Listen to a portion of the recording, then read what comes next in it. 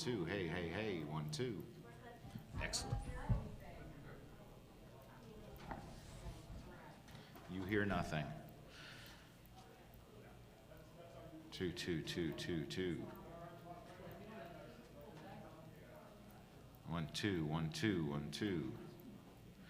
1 2 3 4 5 6. It's a little. Oh, okay.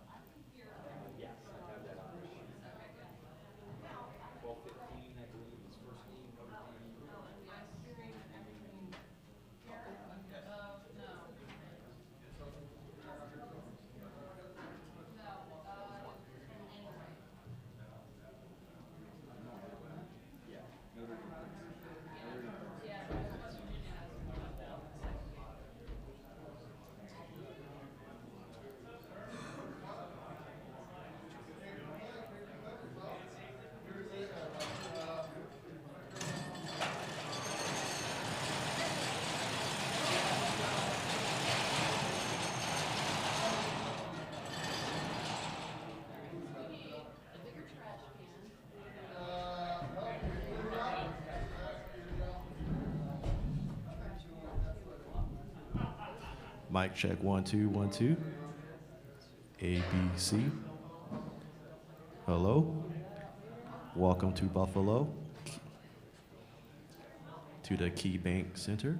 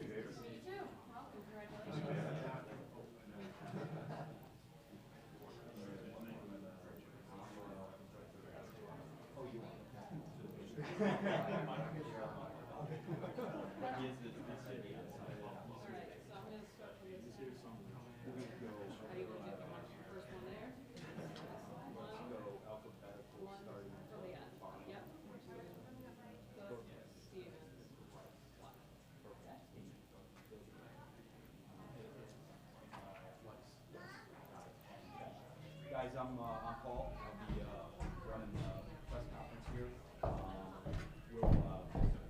Lastly, we do state who they are, where they're from, so you have an idea. Some of them are going to be familiar to you because you're going to be covering it all year. There could be some other national folks here who you're not familiar with. We ask you to try to direct the question as much as possible to an individual, but sometimes if you say, hey, this is for everybody, so generally what we do is we work on right and left. So if it's an everybody question, we'll start at the far end and have you guys answer down the line. If you feel like two people have already answered it that or whatever, then you need to move on to the next one.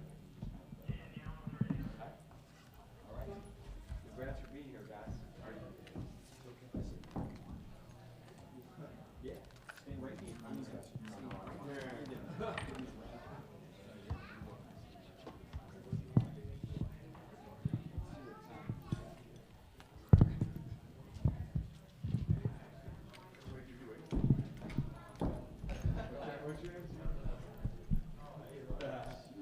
So help me out with these so I have it right. Devin? Devin. Kennedy, right? Stephen? Stephen Cook. Miles? Miles Stevens. Spencer White. Very good. All right, let me just check to make sure we're ready out here.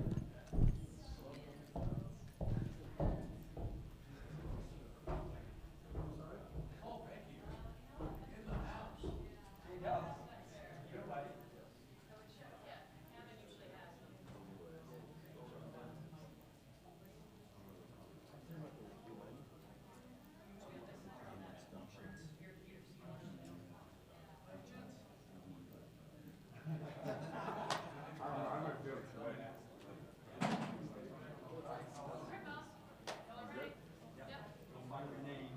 Alphabetical, starting down that end. Yeah, you can stand off the side, yeah, and then they'll release them and then have you go.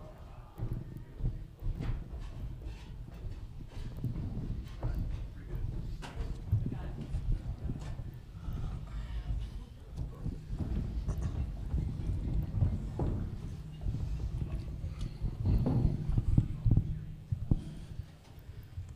Good morning, everybody. Welcome to the KeyBank Center here in Buffalo, New York for the second round of the NCAA tournament. We have with us student athletes from Princeton. From the far side, Devin Kennedy, Stephen Cook, Miles Stevens, and Spencer Weiss. Please silence your cell phones if you have them with you. We would ask that you raise your hand. We'll get a microphone to you. Please wait for the microphone to get to you. Please state your name and your affiliation. If you could, please direct your questions to a specific student athlete. That's helpful. And you are allowed one follow-up question after your original question if you have one. With that being said, we'll go ahead and get started. Please raise your hand if you have a question for Princeton student athletes. We'll start over here on the far side right here. Tim Priester, Irish Illustrated for Devin. Just your thoughts on going up against your hometown team and how close you were to playing against your former teammate, Demetrius Jackson. Yeah, first off, it's an honor to be here and represent the Ivy League. I know my teammates and I were really excited to play. And for me, especially, I'm looking forward to playing against some of my friends. VJ Beachman and I have a close relationship. I play summer basketball with these guys, so I live right down the road, so it'll be interesting. It'll be really fun for me. What are some of your emotions? Is this a because of the setup and who you're playing? Is there a little bit more emotion involved with it? Yeah, I think there is, but when we get on the court tomorrow, there's going to be high emotions. But I know my teammates and I are just going to be looking forward to tipping off and playing some good basketball. Thanks, Tim. Other questions? Yep, go ahead. Jonah Javad with WGRZ TV in Buffalo. Which of you guys have midterms that you have to take today? You do, Spencer? I do, at 4:30. At 4:30. Yes, So sir. what's your schedule like today? And can you describe in terms of, are you rushing to study hall after practice here? Focuses on the game. You only go to the NCAA tournament so many times in your life. And while there will be studying done, most of the studying will be done on Notre Dame. And there's the scouting report, which the coaches have given us, and focusing on executing tomorrow at 12:15. And what can you tell me about Professor Gene Grossman? Oh, he's unbelievable. He's a faculty fellow for a long time, unbelievable advisor to all of us, always willing to help. Unbelievable person as well. Go right down here. And John Worrell with the Associated Press. This is also for Spencer, kind of a follow-up on the midterm thing. How much more difficult has it, or challenging has it been, given the fact that you're coming off the inaugural Ivy League tournament, and how much more of a juggling act has it been, given that fact? Certainly it's tough, but at the end of the day, this is what we signed up for. By coming to Princeton University, you're going to have to balance academics as well as athletics. Certainly the stages may have risen a bit, but nonetheless, we've been balancing both our whole lives, and this is no different. Yep. Go right down here. Dana O'Neill with ESPN. So simple question, Spencer, what's the midterm in? Business leadership. And are you prepared? Hopefully. We'll see later today.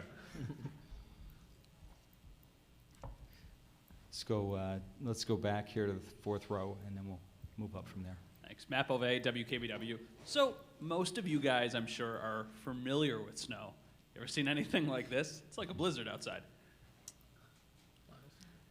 Miles, you want to take it? Sure. Well, we got here Monday night, and it was snowing, and we woke up this morning, and it was still snowing, and it hasn't stopped since. I've been telling the guys, like, on the bus, like, I can't believe we're driving with on these roads that aren't being plowed. Like, I guess they just don't care here. I mean, the drivers must be really good, but I think it's crazy. But I mean, we're here to play basketball, so Lots of practice. lots of practice and driving. Steven, anything to add? Devin and I are from the Midwest, so we're used to this. Maybe the Jersey folks are a little less used to it, but yeah, I mean, we're excited to be here. Let's go. Jonah, and then we'll go up front to Mark. Do you have a question here? Go ahead. Spencer, you said you had a midterm. How many more of your teammates also have them? I'm sure everyone does. We're in the middle of midterm week, so whether we're getting proctored today, sometime earlier this week, I'm sure we're all swamped, but nonetheless, the focus is tomorrow, 12:15. Do any of you other fellas have tests going on this week? I got a midterm. I had a midterm today. I got it rescheduled, luckily, to Friday morning, so after the game. So I still have some studying to do, but I get to focus on the game first and foremost. And can you just elaborate on the difficulty of studying for two different types of tests, game and also academically? Yeah, I'm going to kind of echo what Spencer said.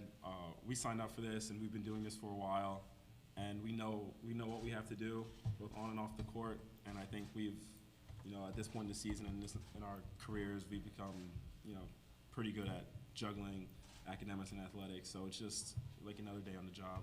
I guess the stage is a little bigger, but it's what we do. So. Go, Mark. Right, this is for Devin. Now that you're sort of half a year removed from your trip to Tanzania, just what do you think was the impact of you on that trip, and what is there some things you miss about it, food or something else like that? Yeah, it was a very special trip. I was blessed to have the opportunity to go over there and do 2 semesters of studying and prepare myself. And the whole reason for me going was to lighten my schedule for my sophomore spring. Because the goal at the beginning of the year was make this tournament. And so in terms of midterms, I have a little lighter load, and looking back, that was the start of it. So, I had a really good opportunity to meet some amazing people in Tanzania. One of my friends who I met was actually the national team captain, Murshid Mudrakat. He's actually in the States right now. He's wished me good luck, and I actually have a lot of support from some people back there, reaching out to me on Instagram, and being able to touch a lot of their lives through basketball and in my time over there. So, the food was great. It was really cheap compared to what we have in the States. So, I missed that. But, you know, there are some good relationships I've built, and I'm actually looking forward to going back sometime in the future.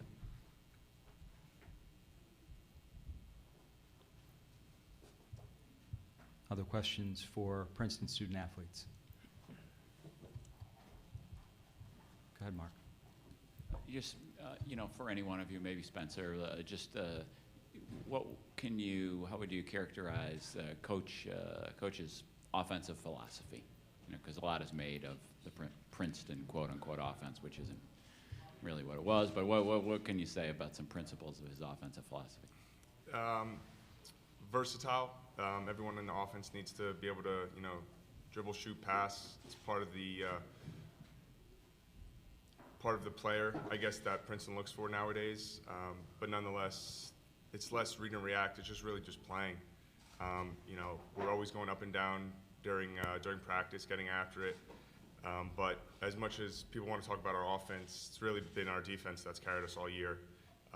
You know, our offense has, you know, been there for quite some time, but our defense was lacking. And this year we really stepped up on the defensive end.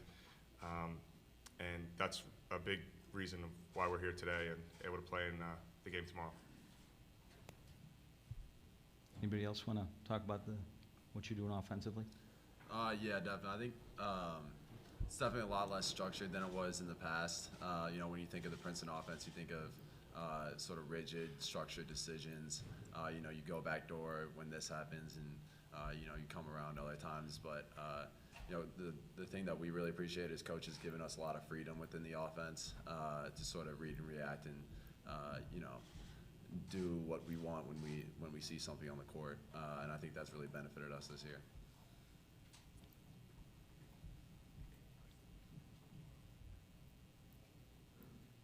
Any other questions? Okay, if not, Princeton will be tipping off against Notre Dame 12:15 tomorrow. Thank you, gentlemen. Best of luck tomorrow. Thank you. Thank you. Back with head coach Mitch Henderson momentarily. Thank you.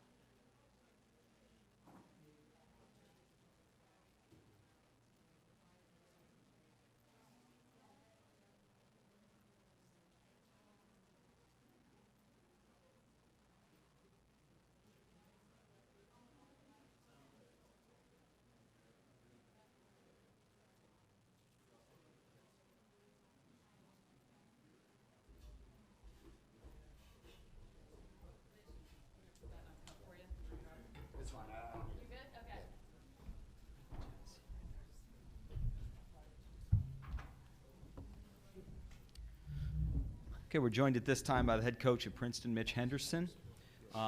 Same rules apply. Please raise your hand if you have a question. Please give your name and affiliation, and we'll go ahead and get started with questions for Coach.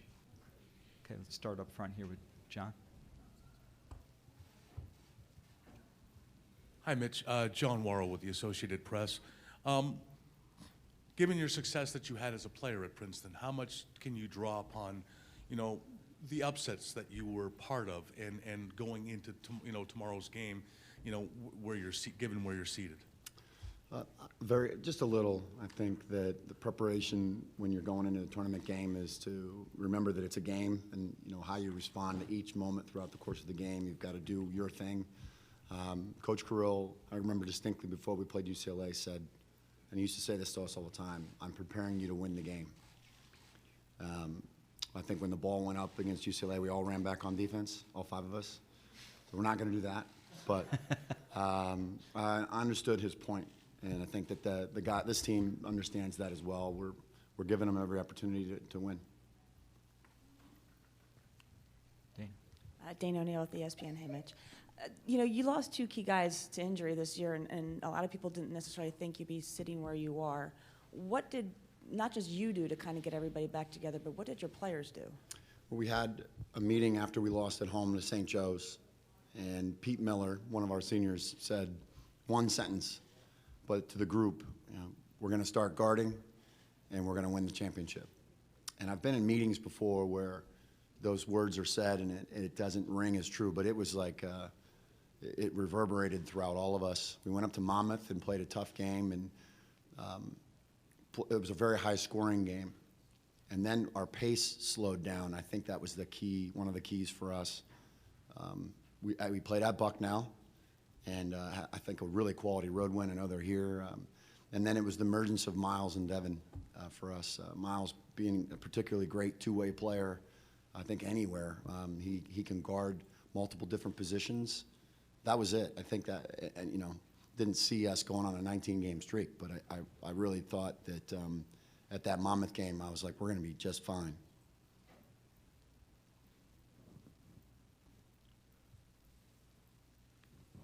Let's go Mark first and then John right next to him. Yeah, 2 questions. First, could you talk about sort of appreciation you have that the game caught up to Coach Carrill's, co-opted a lot of Coach Carrill's principles of how to play the game first, and then secondly, I've heard you quoted your experience of going against the Butler teams, how that influenced you to maybe what exactly my sense is be more flowing, a little less rigid on run this play and that play. Go ahead. Yeah. Well, I'll answer the second one first. We played Butler at Butler when they went to the final game with Gordon Hayward as a sophomore and those guys, and then we played them the second year. I'm sorry, freshman. He was a freshman. Then we played them the second year. The first time we went to the final game, and we got rolled both times at Northwestern. I mean, I thought we did. I mean, it was. I remember they were on everything that we were doing, and this had happened a couple times. In fact, it happened to us in the second round of the NCAA tournament when we played Michigan State, and I felt like, and this was just me, that if we were going to prepare to beat the very best teams on our schedule, that we needed to be a little just less guardable, less predictable, more flowing. And that started really in kind of with recruiting. And but this wasn't like a overnight decision. It happened with the players that were arriving. And I think that Miles Stevens is kind of the example of that, like a very versatile two-way player that's made a major impact. When you see him, you're not going to say, he looks just like every single Princeton basketball player I've ever seen. So we've locally and within the league, we've fought the stigma of like the Princeton offense, and it's gone for us. Nationally, people are going to find out that we don't play like that. I mean, the principles, which answers the first part of the question, good spacing, good players, and take good shots. And we don't have an aversion to the three-point line or taking them. A lot of people like to point out we take a lot of them, and I'm like, yes, we do, and we want to see it go in. So it's a valuable shot in this game, and especially when you can kind of go inside and out.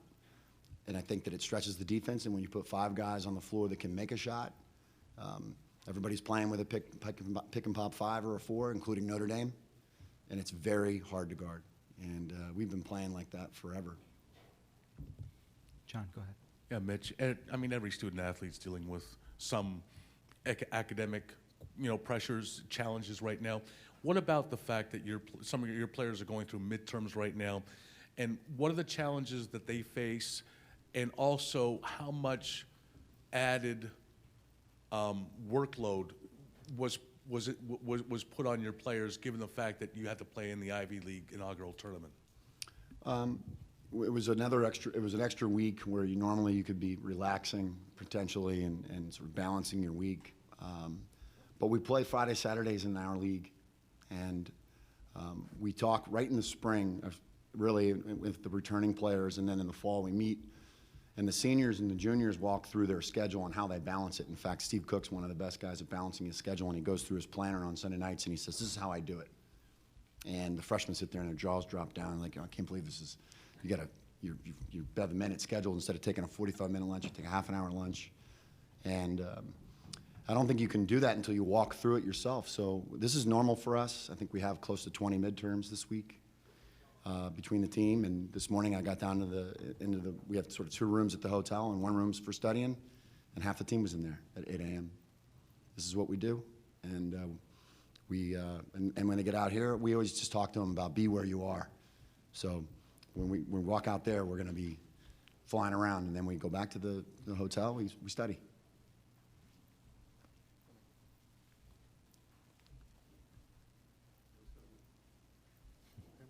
Right here, and then we'll go to the back. Dana, go ahead. Mitch, just how difficult is Bonzie Colson as a matchup for not just you, but for anyone out there? Yeah, he's a very underrated player. I worked with Craig Robinson for a long time at Northwestern, and Craig was a terrific player at Princeton. And whenever I would always tease Craig, he had from the feet to the hips, he was like 7 feet tall, and then he had sort of he was. That's how Bonzie is. He's proportioned in a way that makes him very difficult to guard, and if you've played, you can kind of understand that he presents a lot of problems for everyone that guards him because he's shifty. People say it's an old man game. We have a player in Spencer Weiss people describe as playing older. I think it's just great basketball. He's terrific at kind of every part of the game. Great rebounder. He picks and pops. We're going to have to guard him with multiple different guys. We've had some success in our league. There's multiple teams that play with a very skilled 5. So. But that said, we haven't seen anybody like him. So we know it's a challenge. We're ready for it. Tim Priester, Irish Illustrated. Coach, obviously you have a lot of mature players, and I'm sure Devin Kennedy fits right into that category. But what is your level of concern with the emotions he might be facing playing against his hometown team, that he knows those players? Demetrius Jackson used to be a teammate, and I don't believe Notre Dame offered him a scholarship. Yeah, I think a year ago I would have had maybe a high level of concern. But Devin's, he's grown so much with the loss of the 2 seniors in a leadership position, and he's going to have to maintain a level head. There's always a game within the game, and Devin he's a light bulb of a kid. He comes into the gym, and I always tell everybody right before he takes the floor, he says Mishawaka like as loud as he can, which is where he went to high school, and it's right next to Notre Dame. So, but I think that whatever you need to use to get motivated, I think that you should use it. And Devin, he doesn't need much. Mishawaka Marion, right? No, well, yeah, yeah. Go right down here to the right. Coach, I was wondering if you could talk a little about which teams, rather, both past and present, obviously starting probably with the Princeton teams of Pete Grill, but not ending there, inspire your guys' offense, which tends to be more free-flowing and frankly reminds me as much of some NBA teams as it is some college teams. Good, I'll go with the NBA comparison too. You're going to say the Warriors. Whatever you say. I'll sort of repeat myself probably, but we start off with 3-on-3 and 3 guys playing together, 1 guy being kind of a post. So we've played this way for a long time, but the Coach Kittles, who's on staff, calls it the modern game. This is the modern game. This is when he was playing in the NBA in the 2000s, and they were running kind of some of the Princeton stuff. We've modernized it, and we just moved it away from the basket a little bit more.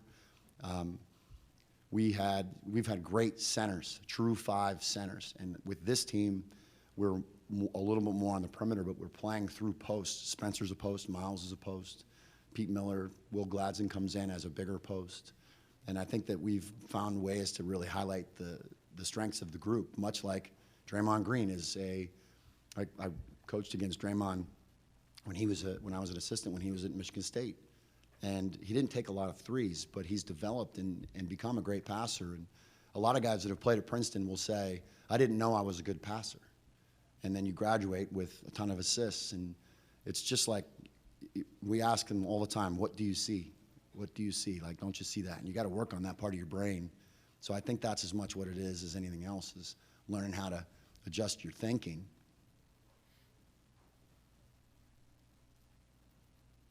That's a rhetorical question usually. I don't want them to answer it. What do you see? I know what you thought you saw. This is what you're supposed to see. Any other questions for Coach?